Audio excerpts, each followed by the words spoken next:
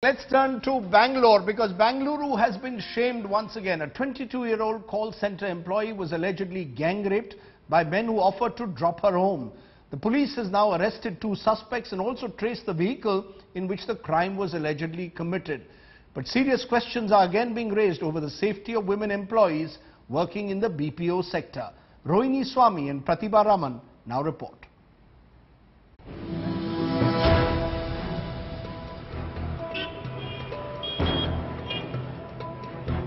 Bengaluru, India's IT hub, has been shamed yet again.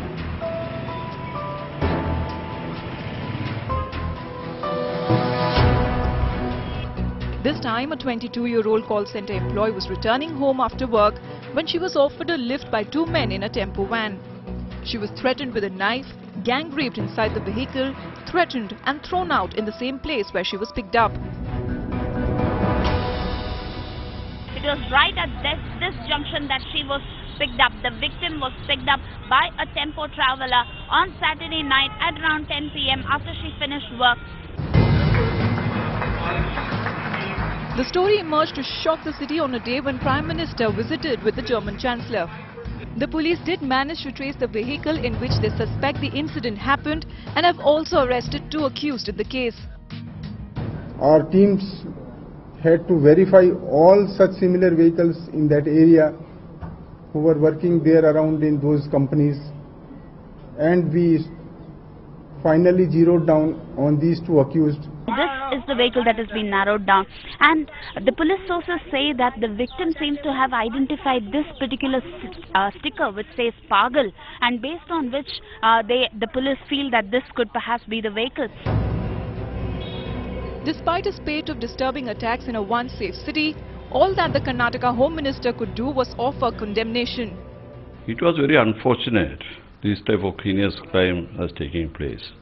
I think that the entire society, we have to condemn this type of people and we have to isolate. That's what I used to say from the beginning. The police is preparing sketches of the accused based on the survivor's description and is making some headway in the investigations.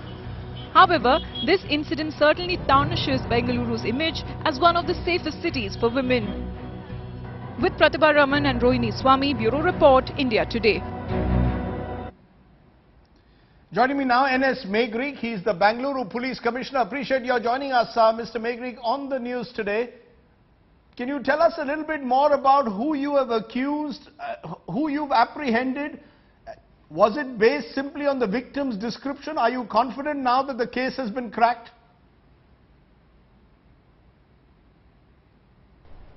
Actually, the description given by the victim was very sketchy. She could only narrate 3 digits, which was very difficult for us to find out what kind of RTO it was there, which RTO it has been registered with. And but our teams not only they kept this thing in mind, not only that, but they went around the place because we suspected that the vehicle has to be somewhere around from that area. We could zero down on that area, and the further inquiries or the investigation or the skills used by police were responsible for detecting this vehicle. You know, Mr. Police Commissioner, companies have to follow certain SOPs on how women should be given transportation, particularly those who are working late in the BPO sector. Do you believe that those precautions were followed in the case, or will you also take the company to task in this particular terrible case that has taken place in Bengaluru? You are right. There are some guidelines issued by the Labour Department from the Government of Karnataka. The guidelines are enforced. The BPOs are supposed to, BPO or the institutions are supposed to follow those guidelines. In this instant case, it was not a very late hour, and it was quite a busy area.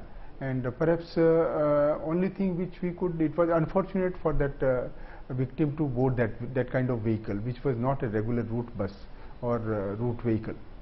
What would you like to tell, Mr. Police Commissioner, the people who will be watching this story, come to Bengaluru to work, young women who are still working in the BPO sector? Do you believe this is a one-off? Do you believe that there is a problem in a city like Bengaluru where there are lots of roads which are dark, very dark in the night, and where you don't have safe street lighting, do you believe that there is a problem for those who are working late in the night in a city like Bengaluru? See, in this instant case, we were able to trace the victims, assaulters, the perpetrators of the crime, and the vehicle used in that in the shortest possible time. But it was very difficult, and sometimes it goes into the blind way. So what I suggest that the public at large and youngsters specifically coming out of the Bangalore city, who are new to the city, they should always use the public transport, which is the BMTC buses, the auto rickshaws, or the modern time cabs, where different kind of cabs are there in the market. They should use only these authorized vehicles to prevent such kind of incidents.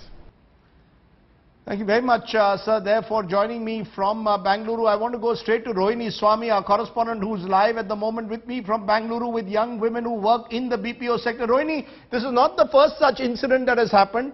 Does every such incident heighten fears among young women working there in the BPO sector that maybe there needs to be greater safety, or is this being seen increasingly as a one-off where the company alone cannot be blamed?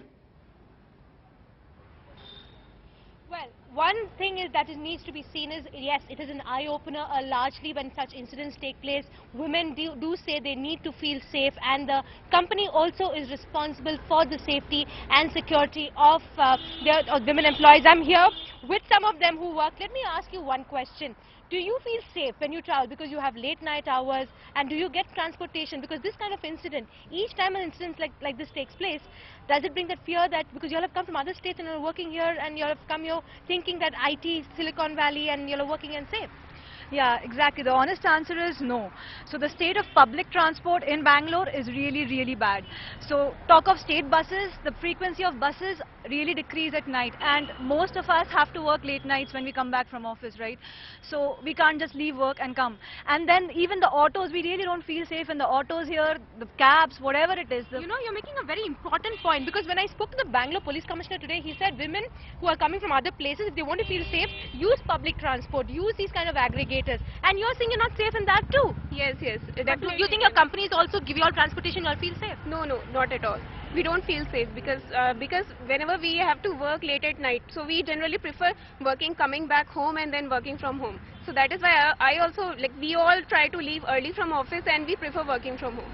And what about you? If I can ask you, do you also travel late at nights? And in terms of, it's just not about nights or day, it's about vehicles coming and offering you a lift in case you're waiting for some other vehicle, because if your company is not provided for that thing. Because it's standard operating procedures, you need to get transportation. If you're doing it during the day, what happens then? Do you feel safe in Bangalore? Yeah, actually, sir, there is more eve teasing happening nowadays. I mean, my work requires me to stay late at night, but the transport is not good here. I mean, we should not take private cabs. More of the incidents are happening in private cabs only. So let me ask you, what do you all do to keep yourselves safe?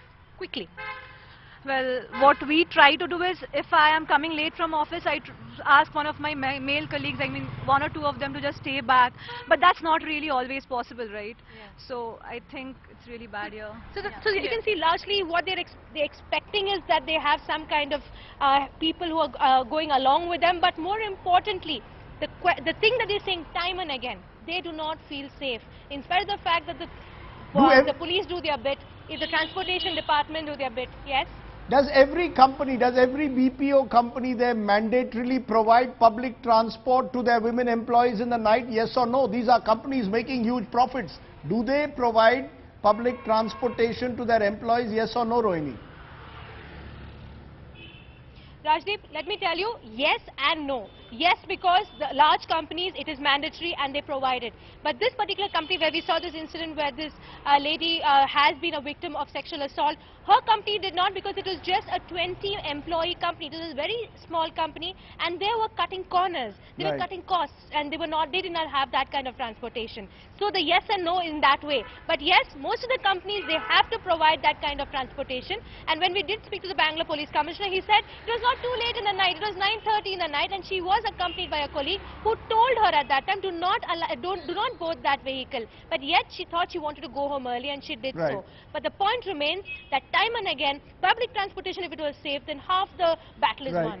Okay, well, there are those companies, even smaller companies, you cannot cut costs at the cost of women's safety or the safety of your women employees. I think that's the message that must come very clearly to all BPOs working out of Bengaluru or indeed any city of the country. Rohini Swami joining us there from Bengaluru.